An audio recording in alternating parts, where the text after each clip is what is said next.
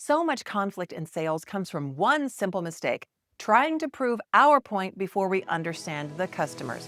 The better move is to slow things down, see the situation through their eyes, and use questions to guide the conversation toward agreement and trust. Hello, I'm Frankie, founder of Auto Dojo, the path to excellence, and welcome to today's Auto Dojo Quick Hit. 5 minutes, one skill, zero excuses. Let's go.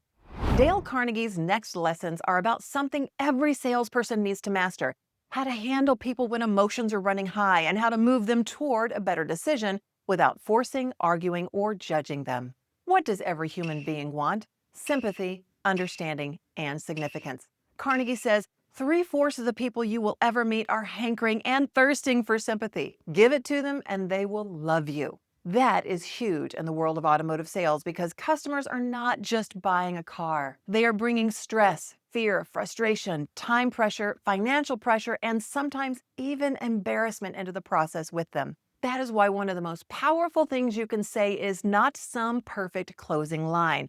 It is simply this strategy: acknowledge and validate. And this has never not worked for me.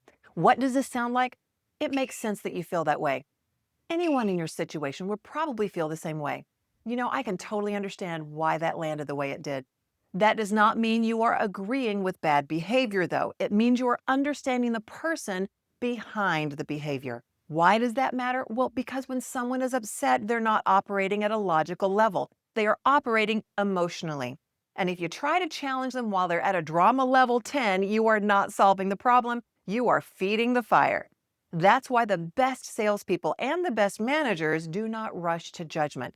They slow it down. They stay calm. They lower the temperature. They listen, and they acknowledge the emotion before they try to fix the issue. And when people feel heard, they start to breathe again. When they start to breathe again, they start to think again. And when they start to think again, you can now move the sale forward.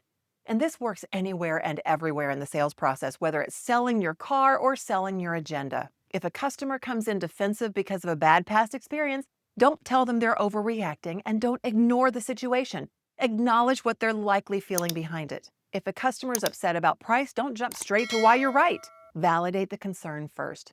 If a customer feels taken advantage of, don't argue their perception. Seek to understand what made them feel that way. And for managers, this matters just as much with your team. If a salesperson makes a mistake, it's much more effective to acknowledge maybe the pressure that they're under or their struggle with a certain part of the process than to immediately criticize their performance. People will work harder for someone who understands them than for someone who makes them feel small.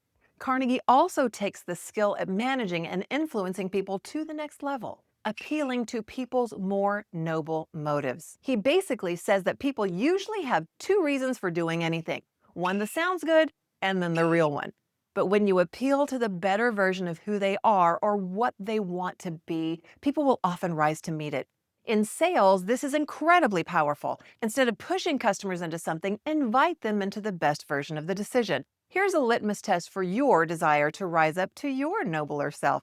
If you would be proud to sell this vehicle in this way to your mother or grandmother, then you're probably on solid ground. And that's a great filter for both salespeople and managers. Would I want my family treated this way? Would I be proud of how I'm showing up right now in front of my children or my spouse? Would this be the kind of experience I would want someone I love to have? This can also help with objections. When a customer pushes back on price, don't make it just about the payment. Appeal to what matters underneath the payment. Acknowledge the reality of what they feel, then frame the decision around their higher priorities like reliability, safety, family, peace of mind, or trust in the store and you, the salesperson. If you're a manager, this applies to your team too.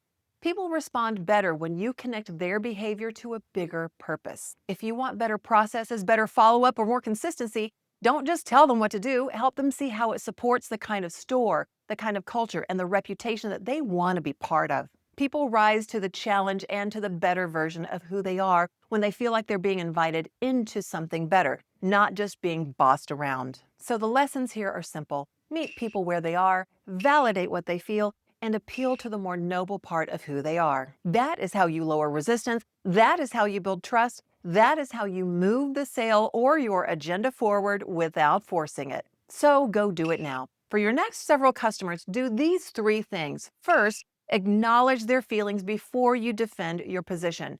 Second, validate their perspective with a calm, respectful statement. Third, when you present the solution, connect it to their deeper motive, like peace of mind, family, time, trust, or pride in the decision. Why is this important?